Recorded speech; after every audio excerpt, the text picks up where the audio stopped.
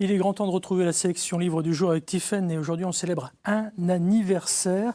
Si je vous dis Soraya, Evelyne, tiens, le cerf et la vigne, le lion et le moucheron, la colombe et la fourmi, ou je sais pas moi, le lièvre et la tortue, la cigale et la fourmi, le corbeau et le renard. La Fontaine. Ouais, Jean de La Fontaine, on est d'accord. On est d'accord aussi, Tiffaine Pfeiffer. Et oui, évidemment. Et vous en avez cité certaines qui ne sont pas très connues, puisqu'il faut rappeler que Jean de La Fontaine a écrit environ 240 fables.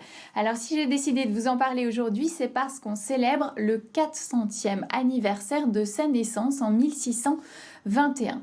Et je trouve ça assez dommage finalement qu'on en parle uniquement à l'école. Et je crois que je ne suis pas la seule, puisque le célèbre écrivain Alexandre Jardin a décidé de mettre les fables de La Fontaine à hauteur des enfants de 3-4 ans, avec ce livre, Les fables de La Fontaine dynamitées, illustré par Fred Muletier et publié aux éditions Gauthier-Langros. Le principe est simple.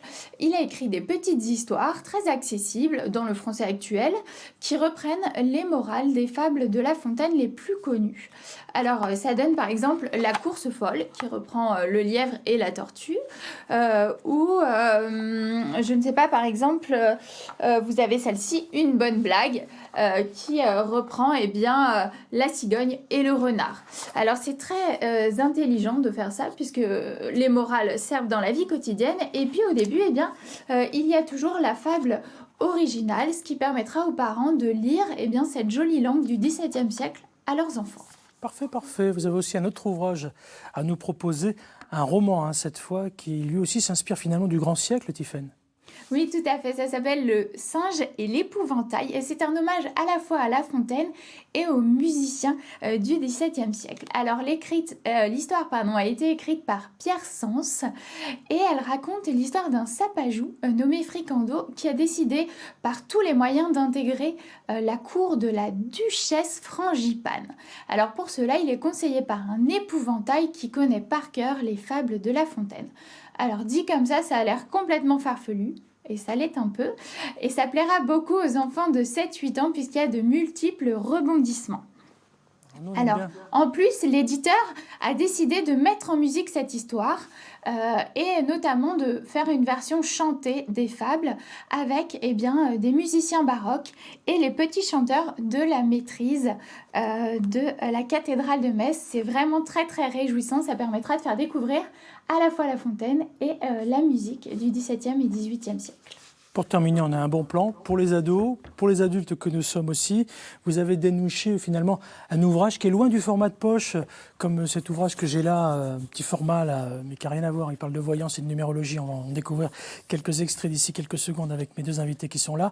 Vous avez déniché un ouvrage donc loin du format de poche que l'on trouve tous cette fois-ci dans sa bibliothèque. En tout cas, il pourrait facilement aller dans la bibliothèque. Oui, alors celui-ci, c'est un joyau. C'est un joyau des éditions Azan qui publie en général des beaux livres. Et là, c'est vraiment un livre magnifique.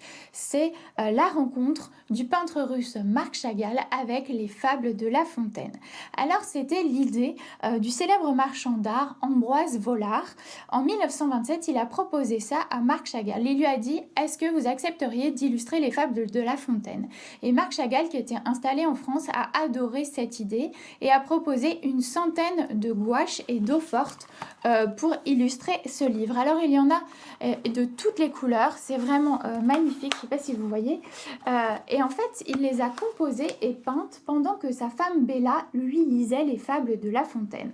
Alors on retrouve les paysages français qu'il aimait, mais aussi l'inspiration russe et puis l'imaginaire de Chagall.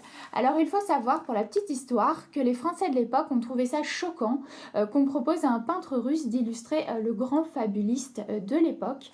Mais Vollard trouvait ça normal finalement, puisque à la fois La Fontaine et Chagall avait l'amour de l'Orient, puisque La Fontaine, je le rappelle, s'est inspiré du fabuliste grec Ésope, mais aussi des fables indiennes du Panchatantra. Donc voilà, je vous le conseille vraiment, c'est un magnifique livre pour les ados et les adultes. Et puis à l'heure où les musées sont fermés, ça permet de voir quelques œuvres d'art. Parfait, La Fontaine vue par Chagall. Moi j'aime bien la sélection livre à retrouver évidemment sur les réseaux sociaux et en replay sur france3.fr. Si ça ne marche pas, vous faites appel à une célèbre phrase de Jean de La Fontaine qui dit « Patience et longueur de temps font plus que force ni courage ». C'est qu'on est en train de mettre les câbles et que la chronique arrive en ligne très, très bientôt. Juste avant de se quitter, Tiffaine, vous avez déjà fait appel à une voyante ou à une numérologue dans votre vie? Non, j'avoue que non, mais peut-être parce que je n'en ai pas rencontré. Ouais, mais j'ai deux